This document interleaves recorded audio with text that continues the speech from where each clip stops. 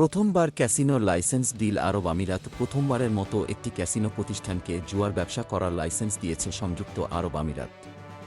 যুক্তরাষ্ট্রভিত্তিক win resorts পেয়েছে এ licence. শুক্রবার win রিসোর্টসের পক্ষ থেকে লাইসেন্স প্রাপ্তির বিষয়টি জানানো হয়। ক্যাসিনো অপারেটররা দীর্ঘদিন ধরে আমিরাতে একটি রিসোর্ট নির্মাণের চেষ্টা করে যাচ্ছিল। এটি এখন বাস্তবে পরিণত হচ্ছে। রোববার এক প্রতিবেদনে এ তথ্য জানিয়েছে খালিজ টাইমস। প্রতিবেদনে বলা হয়েছে, জুয়ার লাইসেন্সের অনুমতি দেওয়ার জন্য গত বছর প্রতিষ্ঠিত হয় general commercial gaming regulatory authority. এই অথরিটি প্রথমবারের মতো লাইসেন্স জারি করল।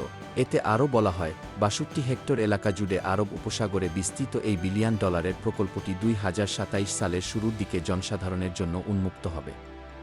এছাড়া লাস ভেগাস ভিত্তিক ক্যাসিনো প্রতিষ্ঠানটির পক্ষ থেকে জানানো হয়, তারা রাস আল খাইমা অঞ্চলের উইন আল মারজান দ্বীপে একটি বিলাসবহুল অবকাশ কেন্দ্র রিসোর্ট নির্মাণ করছে।